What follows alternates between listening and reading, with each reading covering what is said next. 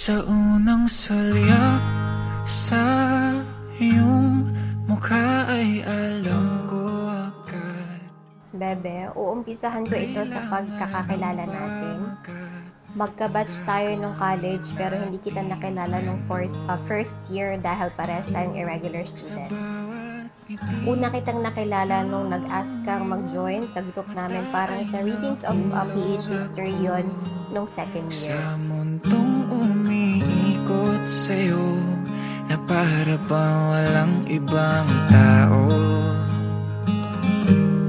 sana'y samahan mo akong kulayan ng Buhay may asawa, may hirap at may ginhawa. So lagi lang nasa gitna si Jesus para may gabay lagi. Amen. Magmahalang silang dalawa at huwag mag-aaway. Erica ay maganda, mabait, masipag, mapagmahal, maunawain, maaasahan. Sorry, hindi ko na maintindihan yung sulat mo. Pero ito, seryoso na. Erica, baby, bebe, ang dami kong tawag sa'yo. Pero ang pinakagusto ko na ngayon ay asawa ko. Hanggang sa pagtanda aalalay sa'yo, magtiwala ka lang, mahal ko.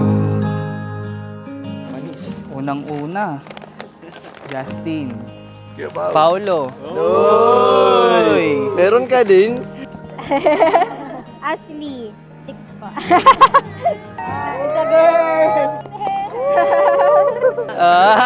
Siyempre. Oy! Uy!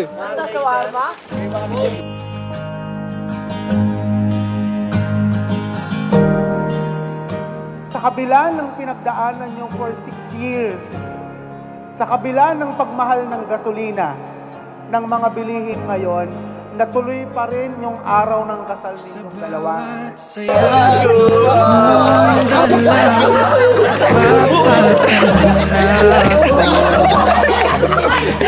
Wala nang paligoy-ligoy pa.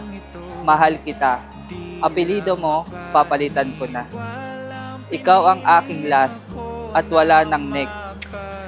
Dahil para sa akin, ikaw ang pinaka-the best. Kulayan ang kulaya bukong mundo kung saan. At weeks after noon, nagtapat ka na agad na mahal mo ako kaya hindi ako agad naniwala. Ako parang galawang sigbo ito.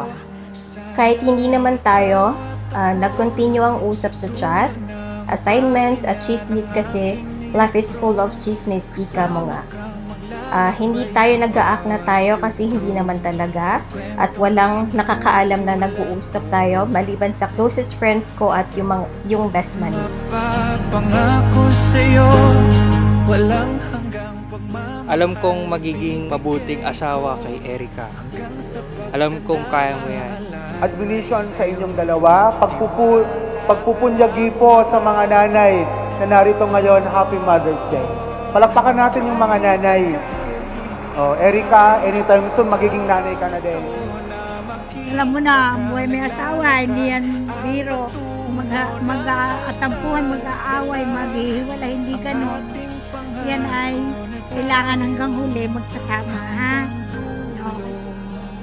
Ipinag-pray ko ang lahat ng ito last year at lahat ng yun ibinigay sa akin ngayon. Maraming salamat sa buong pusong pagmamahal.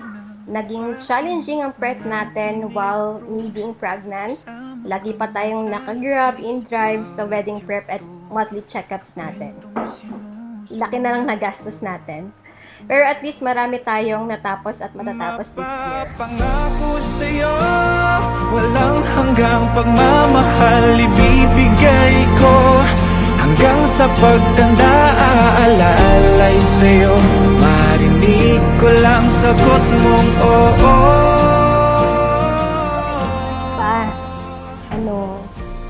Maraming salamat din. Kasi nung lumalaki kami, ikaw yung kumakampi sa amin.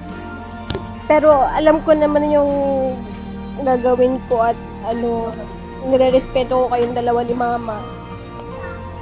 Hindi lang ako showy sa pagmamahal pero mahal ko kayong dalawa. halika na, hawakan ang aking kamay at sabay maglakbay. Pangako ko, hindi ko gagayahin si Loren Sinta. Sa dulo, kahit mabali ang sanga, hindi ako maghahanap ng iba. Araw-araw kitang susuyuin, kahit hindi ko kasalanan, agad akong aamin. Salamat kasi bukod sa pamilya ko, sa'yo ko naranasan maging paborito. Salamat kasi kahit madami akong problema, nakuha mo pang dagdagan.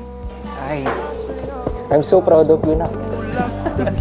Ang hangin, ang ihip na Erica Apolonia Jacobo, bukal ba sa iyong loob ang inyong pagparito upang makaisang dibdib?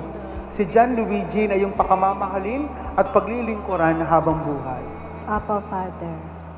John Luigi Bolos Castellano, bukal ba sa iyong loob ang iyong pagparito upang makaisang dibdib si Erica na iyong pakamamahalin at paglilingkuran habang buhay? Opo, Father. Since then, almost 6 years na tayo. December of last year, sa mismong birthday ko, nag-propose ka sa akin and paalam mo pa sa amin ay hindi po buntis si Erica. It's a prank pala kasi days after ng engagement, we found out that we're pregnant. And ngayon, magpapakasal na tayo.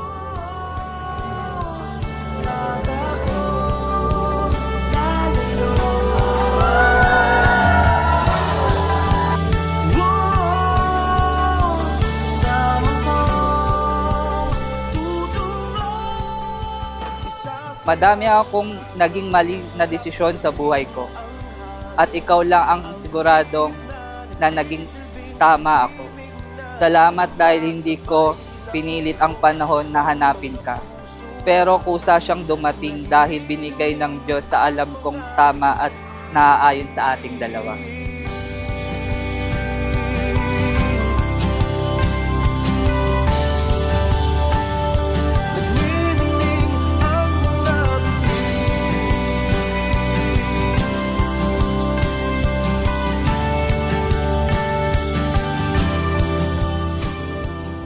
Next year, ang goal naman natin ay maging debt-free.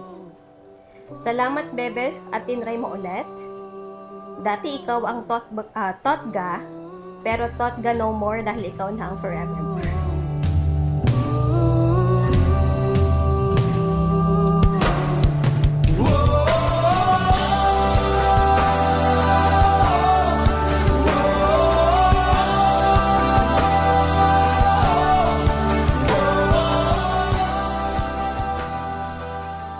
Dito na magtatapos ang salitang ikaw at ako. Dahil bukas, ang meron na ay tayo. Mahal na mahal kita. ka sa ulap, damhin ang hangin, ang ihip na nagsisilbing ibig natin kasabay ng tibok.